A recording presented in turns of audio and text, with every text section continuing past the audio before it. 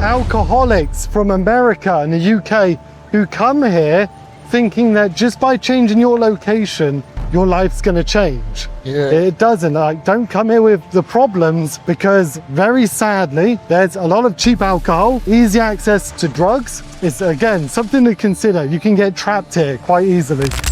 Meet Andy, a British artist who has been living in Cambodia for the past 3 years. In this video, he talks about what life here is really like, what to know before moving, tips for working with Cambodians, how to avoid a cheap life trap, and why he chose Siem Reap over the capital city Phnom Penh. So check out Andy's channel. So let's go back to the video. What is life like in Cambodia compared to life in the UK? I didn't know until I got here. And if anyone from the UK watches this, I've seen what it's like being in the rat race, where you're working a lot, you're trying to develop, you're paying your rent, your bills, and it's almost survival mode at a very comfortable level. Coming here to Siem Reap, I've never lived in Phnom Penh, only Siem Reap. But the amount of free time you are able to have, which I hope you use in a productive way, is absolutely amazing. Myself and my partner living in a 2-bedroom, good quality apartment, myself paying $120 a month, $120, $150. So yeah, it's been amazing. Compared to the UK, I can breathe, I can do what I want, I can start projects, test ideas. So yeah, amazing here, very cool. I mean, I was lucky. In the UK, I got free Starbucks, I got free cafe stuff because of my job, working with the homeless. But if I went back to the UK now and I had to pay $10 for a coffee, I would have a mental break and cry. So even price comparisons, your massive privilege of living in the UK from being British is that you are a native English speaker from the UK. With that, let's imagine you're in the UK, you work for about 1,200 a month on an average job. You can come here, teach English, and have more freedom with your money, extra money after paying your rent and bills here than you would in the UK, eight times over. I recommend anyone from Europe, especially UK, I see what's happening in the UK right now. It's crazy, very sad to see. But I advise, come on holiday, come for a week, 2 weeks, and see what it's like living in Southeast Asia, Cambodia, where the traffic's very different. Yeah, a beautiful place, absolutely beautiful. Is there anything you think that people in the West don't know about Cambodia, like some of the misconceptions? Definitely. Siem Reap, as you can see, Austin and I walking around, happily going anywhere you want to go. It's a very safe, very safe place, daytime and nighttime. I know specifically here in Siem Reap, the Provisional Hall, the governor, has pushed a lot to make sure that Siem Reap is safe. You don't hear any crimes. You'll never hear something on the news about an expat being assaulted. Never. I've never heard in 3 years. So yeah, amazingly safe. It's been good. Any reason why you choose Siem Reap over Phnom Penh? It's like choosing to live in the countryside or a city. Siem Reap is very countryside vibes. It's peaceful. The traffic is a lot less. Access to nature, the temples, Angkor Wat, Pleva here. The mountains, Phnom Bok, Phnom Krom. Beautiful, beautiful mountains. Have to visit. And Kulin Mountain, of course. So I'd rather live somewhere like this than skyscrapers and too many vehicles. Yeah, it's been good. I've got to go to Phnom Penh because a new property development's happening and I'm providing the artwork. So Phnom Penh, I know there's more money, and normally, like teachers in Phnom Penh, they'll make money, they get a higher salary. I want freedom of time. So if I can work here and then have time to create, that's better.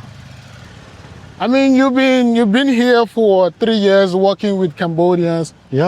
What is it like working with Cambodians? Like how to deal with them, and what is like the no-no, the no-no things you need to avoid, you know, when you work with Cambodians? I am so westernized that I am everywhere 30 minutes early. So I like to be early, ready. I've got my plan. I know what I'm doing.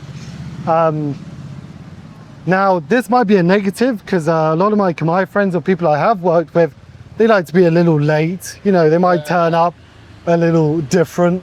But on the other side is Khmer people, after they've worked, and they do work very hard, is they know how to relax. Hey, that's okay.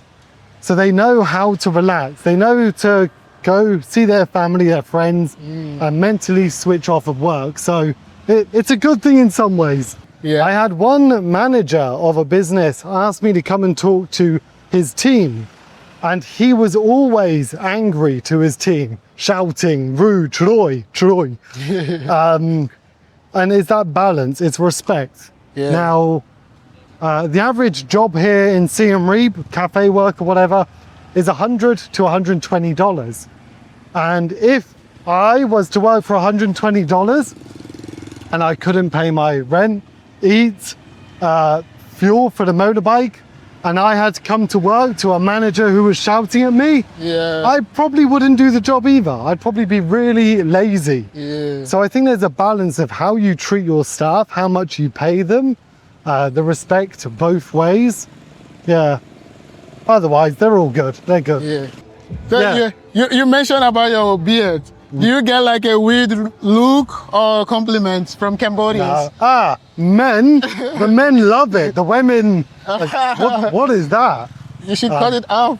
No, I can't. I like animals, painting. This is the only thing that looks manly. If I don't have this, I may as well be a woman. And of course, it makes it look more interesting, you know. Like swa, like Reiki. Chop, son. Any advice to any foreigners that, you know, thinking of moving to Cambodia, you know, any key point that something they should know before coming to Cambodia? Definitely. Number one is research your visas and your work permits. I even had somebody 2 months ago ask for $2,000 because they didn't do their work permit for years. And once you have this backlog, it's very bad. So make sure you research the official papers you need to be here. And if you're not sure career-wise, so if you're not a specialist in something with these niche jobs, start teaching English online before you come here.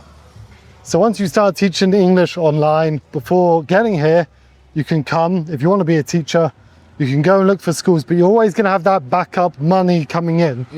I've met many people who like aren't adaptable, almost like they give up. They come here, they think they're going to be a teacher, they don't find a school, and then that's it, they don't bother. And then go back home. One thing I really want to highlight, and it's happened so many times, and it's the saddest part of people coming here, expats. So I guess one highlight is don't come here if you think it's going to fix your problems, your mental health back in your home country. I've had people from the UK come here, join the mental health group, and then tell me how, you know, now they want to be an artist here and make money, or they didn't know about medication that they needed. Or alcoholics from America and the UK who come here thinking that just by changing your location, your life's going to change. It doesn't. Like, don't come here with the problems, because very sadly, there's a lot of cheap alcohol. There's easy access to drugs. So it's, again, something to consider. You can get trapped here quite easily. What do you think about the drinking culture here, you know, compared to UK? The UK is known for its drinking culture. But here, and I've been told it's not just here, it's throughout, like this, it's a very Asian thing with expats. But a lot of people seem to drink, and maybe too regularly. There was something here, and you've probably seen it, of course, but you pull a tab on a Cambodia beer and you can win another beer. Yeah. Like, and I don't blame the businesses because it's keeping you buying the drinks. Whereas myself, who did have an alcohol problem at one time, this is like the most enabling thing going. So yeah, it's a very big thing here. After working in drug and alcohol abuse in Oxford, I don't think anyone should be drinking before 6 p.m. Yeah. Do your thing in the day, wait for 6 p.m, then go have a drink. You want to do that. Anyone that knows me deep enough knows that I have failed in life in one of the key moments. Yeah. I've, drank myself under the table. I was homeless for a bit. So I know what failure is like and what it is to get lost and lonely. I know that's nothing. Yeah. But it's also, like I see here, whether it's men in their 60s, 70s, probably more, who have chosen to simply sit in a bar and drink and feel like you're entertained by some very attractive young women here.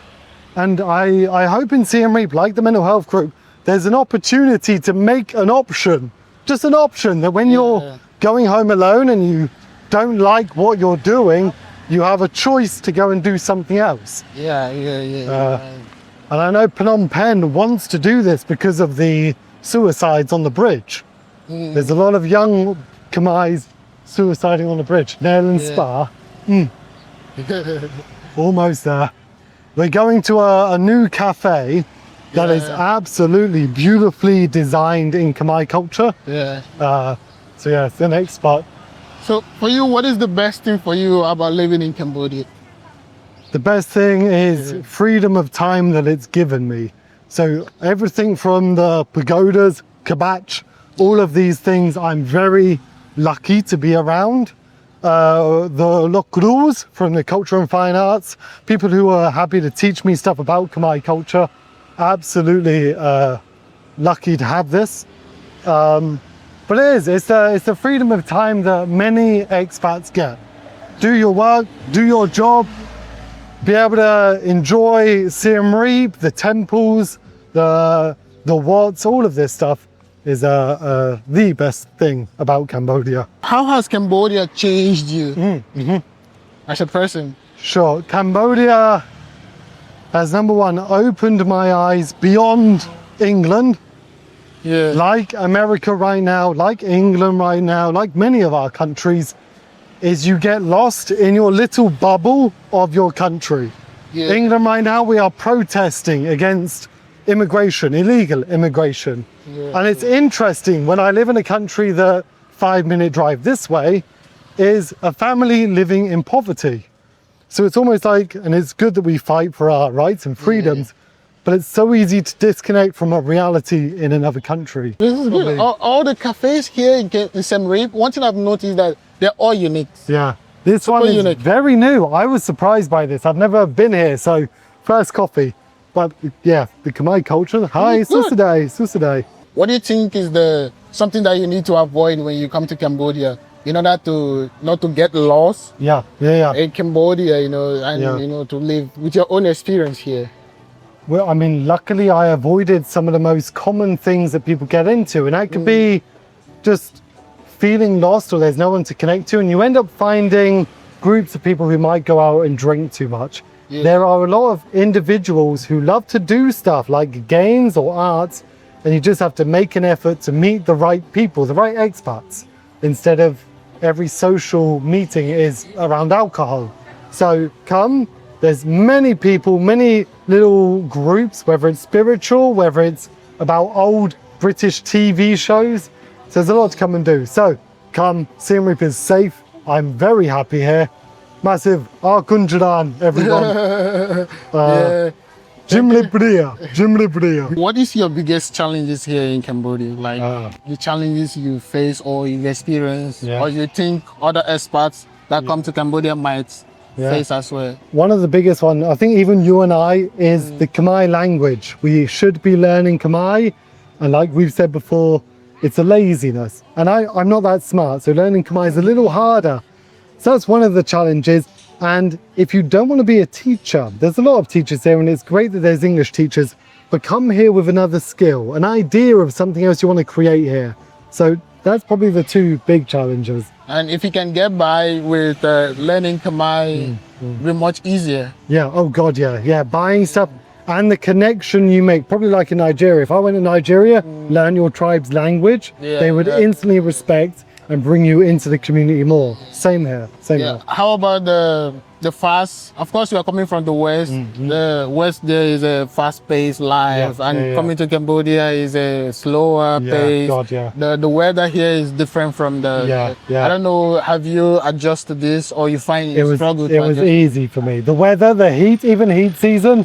I don't know why. I've got Irish blood. I'm a white ginger guy with very pale skin. But the heat is okay for me. My friends, some know, but no, it's been good.